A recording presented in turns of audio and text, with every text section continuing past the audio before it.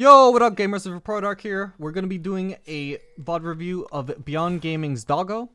So he's currently the AD carry for Beyond Gaming, who will be playing our Worlds, currently bootcamping in the EU, along with a bunch of other Chinese and Korean pros. So Doggo, the reason I'm highlighting him instead of any other player right now is because I noticed he has an insane win rate right now on Lucian in solo queue. Currently 100% win rate out of 10 games. 10 games is not a lot, I know. But I did take a look at a bunch of other OPGGs. His Lucian win rate is honestly the most impressive of any champion that I've seen, of any pro so far. There was obviously a few other 100% win rates, but none out of like 10 games. And obviously he's playing a lot against other pros as well, who are currently bootcamping on EU. Playing in a relatively high MMR as well. So it's pretty impressive that he does manage to maintain this 100% win rate so far. We're going to take a look at how he manages to do that. So he's going to get ganked by Shaco here. They're going to look to turn on Shaco there. Probably just deal some damage and then back off. It's going to be really hard to get a kill there. Juking the Seraphini. Just dealing some damage to Shaco, getting him low. Punishing him for the gank instead of just letting him gank them and just then, you know, walking away, surviving the gank, but then just letting him go about his business. So he's going to be really low there. Looking to interrupt the labor, I guess, but he's really low HP, so I mean, there's not much for him to do. Okay. Ground finds the engage there. They force the Lucian exhaust. However, he's got an easy disengage there, so it's not going to be too impactful. Unfortunately, he does get hit by the Jinx W there. Going to be a decent amount of poke. However, he did start with the longsword 3 potions, obviously, since he's against Jinx Seraphine. Highly poke-oriented lane. If he just manages to sustain through all of their poke, he can always be healthy and he can always try and capitalize again on another Rakan engage. Now that Seraphine has no exhaust, it would be a lot more deadly for them next time. Jinx and Seraphine probably going to look for a back here, I imagine. Since Lucian is managing to stay healthy despite all the punishment he's taken so far with that build engage because of the Seraphine exhaust and the Shaco gank. So they clear that wave under turret. Now they're going to look to instantly shove this wave because the enemy bot lane has obviously backed here, or at least the Jinx has. So they want to crash this wave. However, Seraphine noticeably is staying in lane, which means she's probably going to try and freeze here. Yes, she is. So this is kind of awkward for their bot lane because they don't want to let this freeze happen. However, Lucian out of mana doesn't really have much room to punish this. They don't know where Shaco is. Lucian is afraid to try and punish her here. Rakan will look for the engage since the lockup lands. Lucian will follow up. However, now getting on the return by Jinx. Yep, definitely gonna have to use Summoners to try and escape there. Jukes the Jinx W pretty cleanly. Actually manages to turn it around, which is huge. So let's take another look at how that happened. Obviously, he's looking like he's having a pretty bad time here, but the whole time, and you have to notice here that the whole time Rakan has been auto-attacking Jinx, which is a whole lot of damage. Supports, they may not do a whole lot of physical damage, however, over time it does add up. She's also taking the whole wave, so eventually Lucian gets his cooldowns back up and just finishes her off because she's already so low from the Rakan and the minions. Rakan also will take down Seraphine there beautifully. Also worth noting here that I think this is going to end up pushing back towards Doggo here instead of towards blue team despite the attempted freeze, because when they went for this chase, that meant that they ended up tanking this entire incoming wave. So that's no longer a freeze. Now you have a blue wave that is much bigger than the red wave, and it's going to wipe it out, gets to this wave, and suddenly it's a bigger wave, or at least as big a wave, and then there's this next wave coming in. Now it's actually just pushing into red side. So a freeze, it doesn't work if you interfere with it by tanking the next wave. The next wave is what creates the freeze. So with that chase, would have been worth obviously if they managed to get some kills. However, they didn't. Going to be really unfortunate for blue team there. They lose their freeze, which means Doggo ends up higher up, or at least ends up benefiting more from the wave state after that death. Also worth noting, he went for he got a kill, sorry, and Jinx did not. Also, also worth noting is that interestingly he went for the pickaxe and longsword instead of finishing his Noon Quiver, which he definitely had the goal to do. So the reason for that is you get a lot more AD by building pickaxe instead of finishing your Noon Quiver and just going for the longsword components of Noon Quiver. Noon Quiver is obviously a really great cost-efficient item. It gives you that decent amount of attack speed and the pushing power on the minions. Attack speed is nice, pushing power is nice, however it's not AD. And a champion like Lucian, he really scales well with AD. From his passive, his Q, his ult, his autos in general, but that's obviously for everybody to see.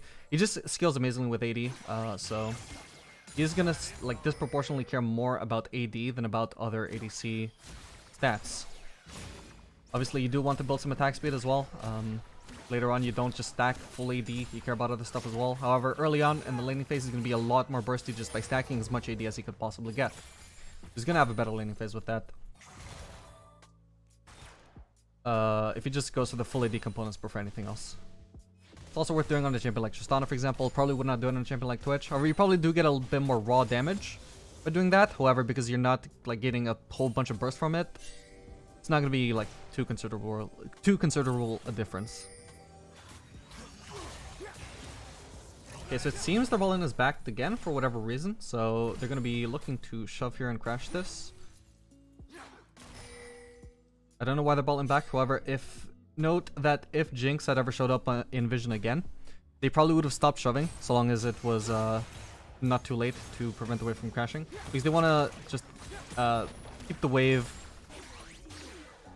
like as close to the middle of the lane as possible so they can deny farm from Jinx, because if she wants to walk up and farm, then that's putting her in range of a Rakan engage. And even just aside from denying farm, they obviously want to be looking for engages to be getting kills here, because Rakan is not useful unless he's engaging. The only thing he's got is really weak shields, really weak Q, damage and heal, both really weak. Okay, so Lucian just hiding out of vision here, trying to get a cheesy pick onto Seraphine. So far they've only seen Rakan, however he does get hit by the Seraphine Q. I don't think she noticed though. So beautiful engage from them. They play patiently. I think Lucian managed to stay out of vision that whole time.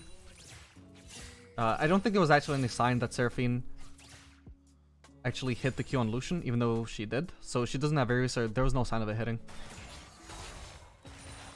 So because of that, they managed to just cheese the engage onto Seraphine, since Rakan can just dash onto the hidden Lucian, who manages to get close to Seraphine. That forces the Seraphine flash. Note that she does have exhaust back up, so she will still have that for the next fight. However, no guarantee that they win the fight even with exhaust. So that is going to be really good at preventing Lucian killing them, so long as that exhaust is used during the fight and they manage to disengage. Or otherwise manage to turn the fight.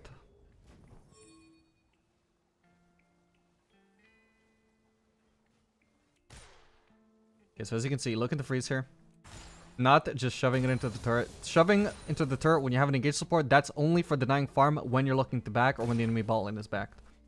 It's only for either backing, like crashing a wave to deny farm when they're not in lane, or if you want to hit the turret. Which, with a bot lane like this, pretty much only going to happen if they're in base anyway. Okay,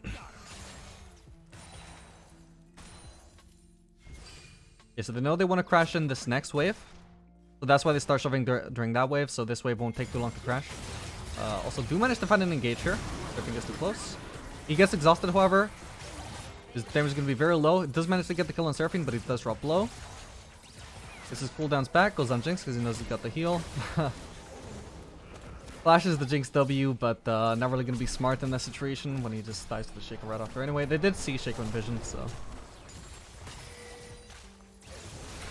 However, yeah, that would have been a really good turn from them. Had Shaco not shown up there, fortunately. However, they will get the Shaco afterwards with the help of Volley Burst. That's pretty good. So now again, this wave is going to be pushing towards Doggo. Rakan will cancel his back just to stay in lane here and force this force this wave away from the turret. Drags it out as far as he can.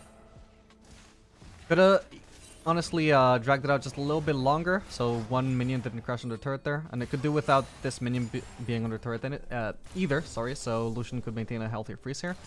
However, not too big a deal. At the very least, Lucian does get all that farm, which is the most important thing.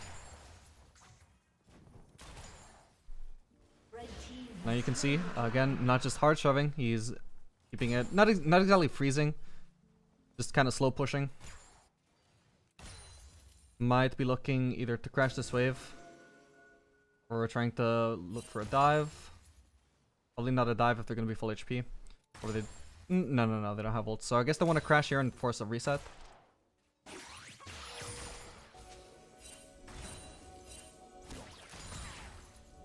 And in the process, probably trying to see if they will overextend and provide a window to be engaged on. I think the main purpose behind that was they only just arrived into lane, so they want to get a chance to play some vision. However, they are waiting for this pink to be dropped before they place a trinket there. Now places the trinket, instantly another pink ward from their bot lane. Gonna look to clear that. So Doggo did find an engage onto Jinx there. Not gonna be quite a kill because the Jinx is trap placement, but it is a decent amount of damage built. Notice that Lucian does have a Gale Force, by the way, so he's gonna be dealing a lot of burst here. Gonna be able to engage from really far range away. Didn't use the Gale Force there, however, though, because few chances of it actually resulting in a kill, and Jinx did place the traps to block it. So he's gonna use ult here to try and soften them up for this probably incoming dive. Yeah, look at them posturing here for the dive. Okay, that was a really terrible ult from Seraphin. I'll explain why in a sec. So they're going for that dive. Yeah, it's just gonna be really easy kill here. Okay, so the main reason this worked out so well for them is Seraphine used her ultimate before the dive actually happened. So let me see if we can take another look at this. So this is actually also note how this dive starts. This is like how high level players always execute their dives against at least against bad opponents. So basically, watch what happens here. So they walk up to dive them. Nobody's hitting them. They're not hitting them. Nobody's hitting them. They're not actually doing anything. So their balling backs off all the way here outside of turret range. And Rakan does ult. And he's looking obviously like he's going to be engaging onto them. However, Seraphine casts ultimate here. Suddenly he's disengaging. Suddenly he doesn't want to actually hit them. Why? Because Seraphine just wasted her CC before the dive has actually happened. At this point, hits Lucian. However, the dive hasn't even happened yet. At this point, she's wasted her CC before anything was actually happening. If you're getting dived, you need to save your CC until the dive is actually happening, until they're actually getting turret aggro. You can't also leave the turret range to make it easy for them to dive without getting aggro. You run deep into the turret and you make them come to you. You wait for them to hit you. As hard as that is, I know, because Rakan does have the ultimate to CC you. But you need to be getting hit, then you use your CC. Or you need to time it perfectly, so you're using Seraphine ult right as Rakan goes in. If you use your ult before Rakan has actually done anything, just when he's posturing for the dive, you're fucked. Use your CC, and they're not getting turret aggro, and then they just get to do the dive without your CC interrupting them. Okay, so Lucian gonna go for the Caulfield's Hammer and the Sheen there, going full burst here. Notice that he's not going for the boots. He could have probably... Actually, could he have gone Berserkers there? No, actually, if he wanted to go for the Caulfields, he wouldn't have been able to do Berserkers. However, interestingly though, he's not doing the Berserkers. He could have easily done like Berserkers, double longsword. But he's just going for the full burst because these burst stats, you know, obviously attack speed and other ADC stats, all really good. But in terms of getting kills in lane, just pure raw AD as well as, you know, Sheen as well, I guess. Could be the best way to deal damage in lane in these very short fights. Burst the enemy down, so he's going for that instead of the Berserkers. Because he's snowballing, why not? He's going for a pure laning killing potential.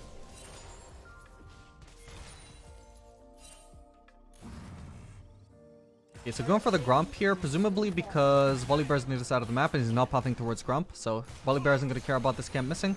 And the bot waves hadn't crashed yet. So he's not missing out on anything here. Just got a free window to do that. Regains all his mana back, regains all his HP back. Doing Gromp on bot side is, or red side is balling is completely broken. So we're finding engage here again. Griffin dies with exhaust up for whatever reason. Should have exhausted Lucian there. They just do the same thing again. So yeah, I mean, look at this.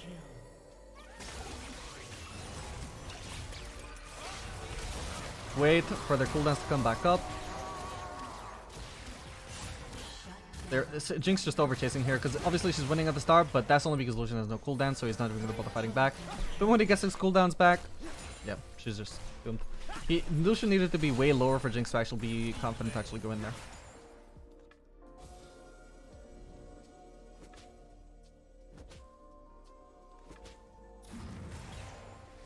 That might have actually gone well for Jinx if Seraphine had actually used Exhaust, because he did Lucian did get lowish there. He would have been a lot lower if it had taken him a lot longer to kill Seraphine. That could have been a lot better for them.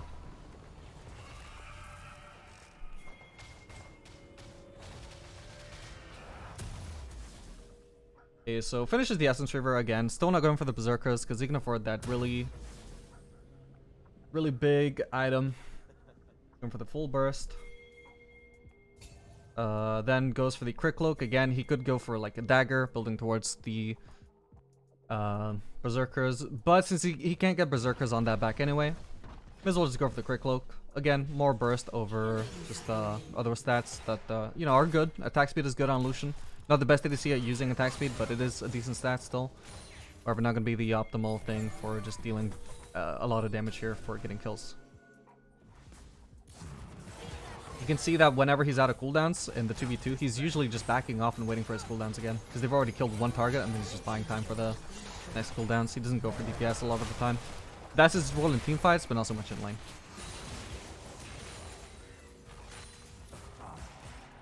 Okay, so looking for the turret here.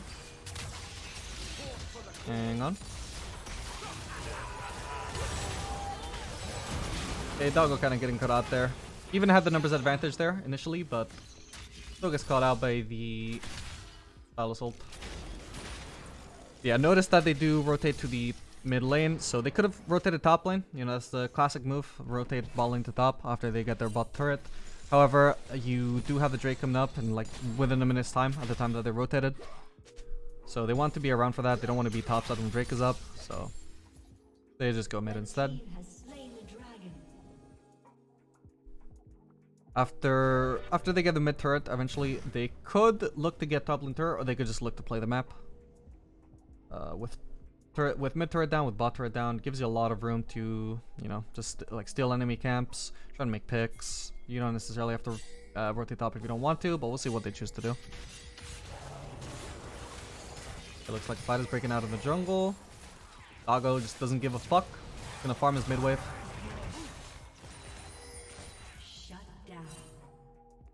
Now that he's farmed his wave, now he'll consider directing his attention towards this fight going on in the jungle.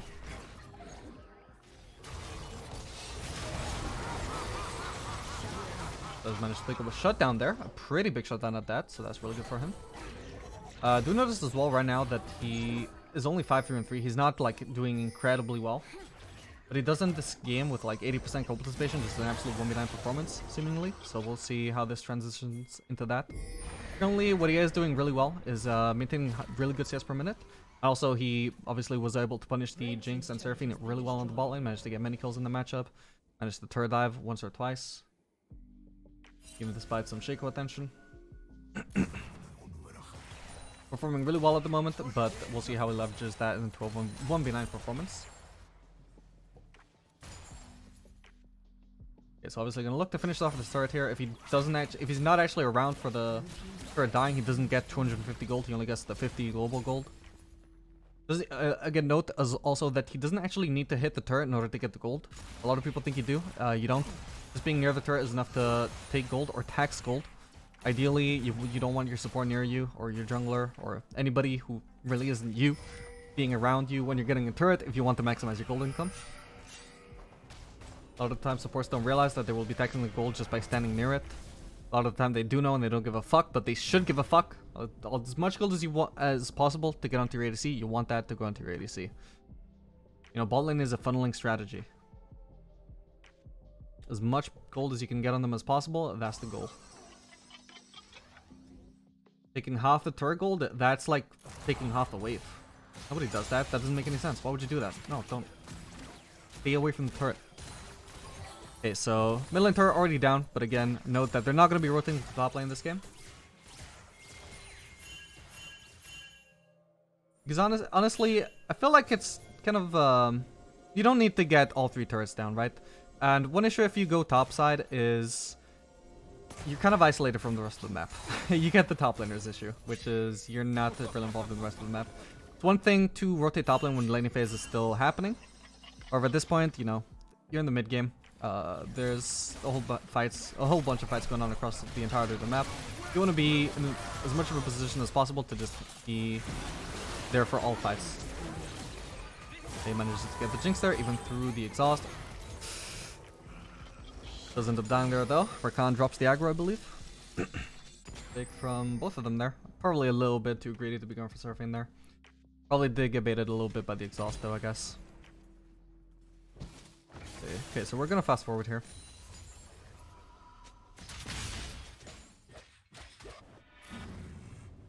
Okay, so immediately just going back mid.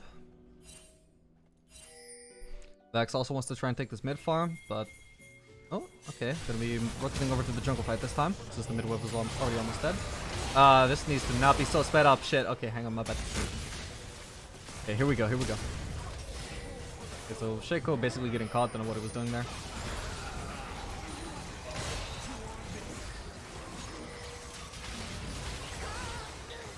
Dashes on the Sylas there, because Sylas has no cooldowns. Ooh, does end up getting caught there though. That's unfortunate. Is it actually going to be the Jinx that pops off in this fight? As you can see, I mean, this game is far from one already, right? You got the Vex doing, quite frankly, terribly. You got the Zillion, who's going to be really good at enabling Lucian in fights. Or not going to carry by himself. Volibear is doing alright, but not in a carry position either. So this is basically just definitely going to be down to Doggo to 1v9 here.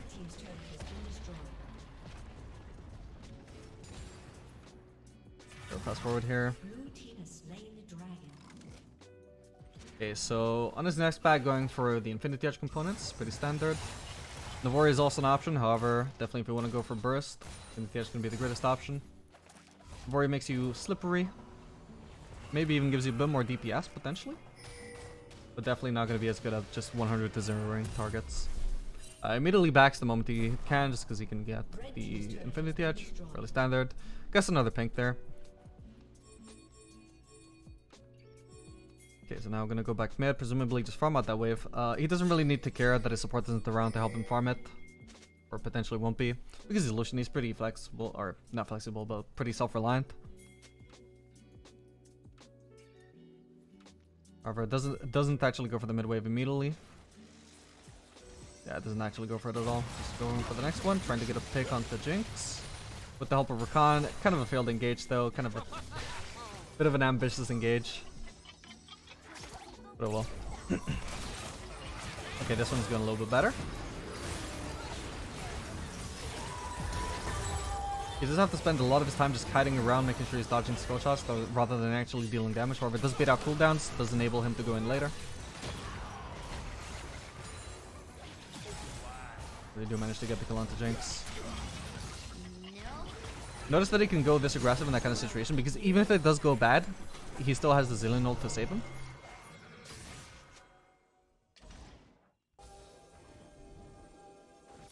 But doesn't get caught out by any skills there anyway. Gonna start forcing aggressively the Baron. So that's one way to get your team to start Baron in solo queue. He's thinking it solo as ADC. Probably doesn't actually expect to be able to finish this Baron, however. I think he just wants to bait the fight. Wants to force the enemy team to actually come and engage on them here. Again, even if that went badly for him, he has the Zillion ult. It's not a disaster. So he does bait out the fight. Waits out the Trinum ult. He can't do anything until that ult is down, really. Ooh, got out by the Shaco. Gonna deal as much damage as he can without getting in range of Jinx there.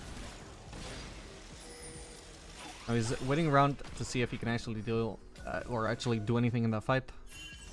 Will not be able to though. And then backs off once they get vision. They're gonna go for that red buff. That's gonna heal him up both with the lifesteal and also with the natural red buff healing once he finishes that. As well go for the Raptors as well, why not? Okay. Pretty inty move from Seraphine there. Obviously just gonna be an easy kill for Lucian. He should just easily be able to kill Jinx there as well. He went for the flash just to get onto Jinx as soon as possible, start bursting her down ASAP. However, as you can see, he's still really healthy. Honestly, he didn't really need to do that. However, that is like how you play out that fight if you want to like minimize as much risk as possible, just immediately getting onto Jinx so you can burst her down without having to waste the dash animation. And without wasting your passive either. However, it turned out to be overkill because she just melted so fast. That's the power of the Infinity Edge. Again, starting the Baron, but again, it's just about forcing the enemies to come to you. However, and also, I mean, at this point, their team has so many deaths. So long as they can make sure that Shaco can't actually get in here, should be just a free Baron. Shaco's gonna have a really hard time actually stealing this without any proper vision, so... Yep. The only way Shaco could have stolen that or tried to contest that is basically with a suicide move. Again, going very aggressive. Immediately dashing and ulting the Seraphine. Got Zillion speed up, so he's gonna try and go aggressive there. Not gonna be able to find them though.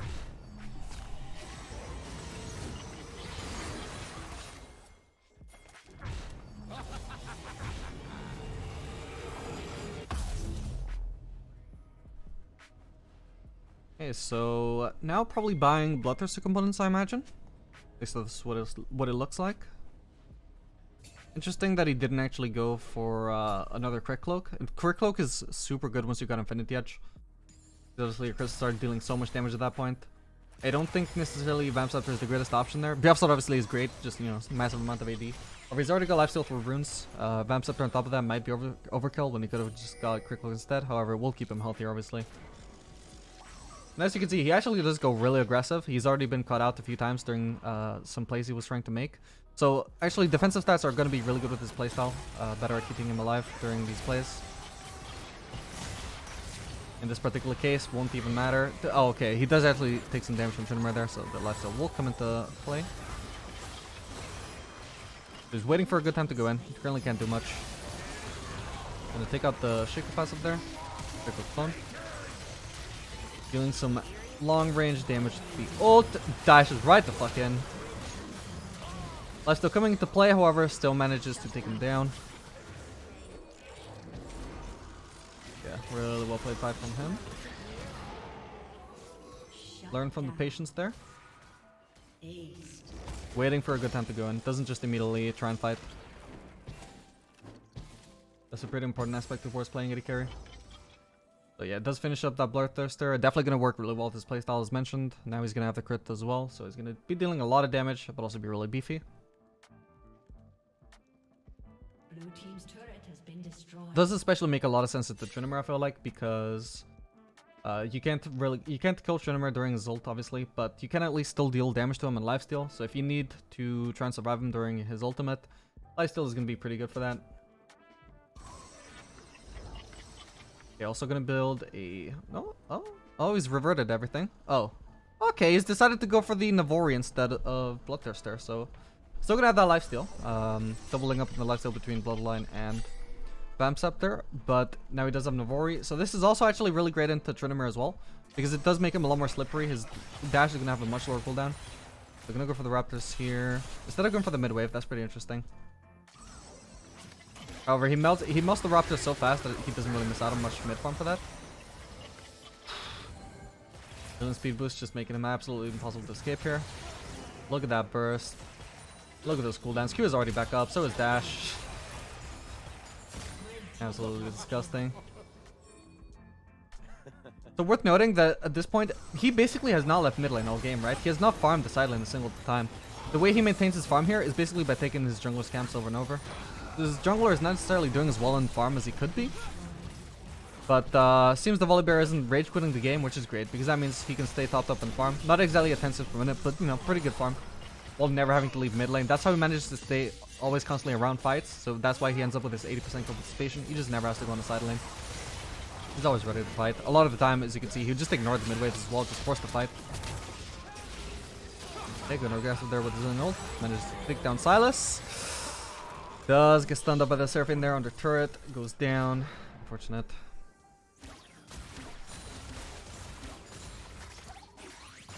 They also had a lot of room to go aggressive this game because the Zillion, both with the speed boost, making it real easy for him to actually catch out those squishy members of their team. Forced them down. But also had a lot of room for aggression because of the Zillion ult as well as the regular Rakan support. Okay, let's speed this up here. Does finish up that Bloodthirster. Didn't grab an elixir, presumably didn't have the gold. No. Just barely have enough for Bloodthirster. Here goes the red buff. Might just wait for Rep to spawn here. No? Okay, he's gonna ignore them. I mean, he is full build, really. Doesn't need to farm anymore. We'll probably just take this mid wave just to shove it faster.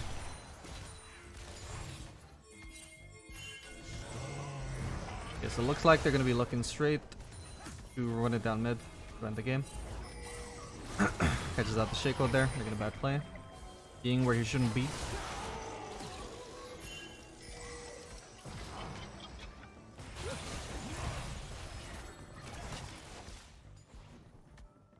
Okay, running back for whatever reason.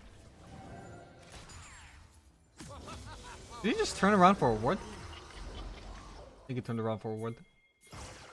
Fair enough.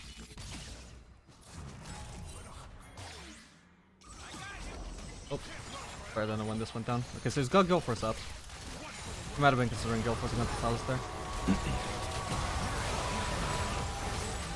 Okay, so got the Zillion out there. He doesn't really care about Tryndamere. Tryndamere has to sort of disengage. Can't keep going. He actually just dashes completely past the Tryndamere. Just goes for Tryndamere's teammates there. With that Lucian burst, absolutely just annihilates their team. And there we have it. Beyond Gaming's Doggo. Absolute monstrous performance on the Lucian. 100% win rate Lucian. This was like his 8th or 9th Lucian game or something. This is how he manages to maintain that 100% Lucian win rate on the US solo queue. Obviously, as you noticed, does duel with the support, so he does have that reliability factor. However, still absolute monstrous player. And he will have to stop solo queuing after he hits Master, so we'll see how he does after that. Anyway, I hope you guys enjoyed this video, and make sure you like and subscribe if you want to see more videos of this content. I definitely want to do more VOD reviews of these Worlds players that are going to be bootcamping in EU. So if you want to see more of that content, feel free to subscribe. Make sure you do that, and we'll see you guys in the next video. Later, gamers.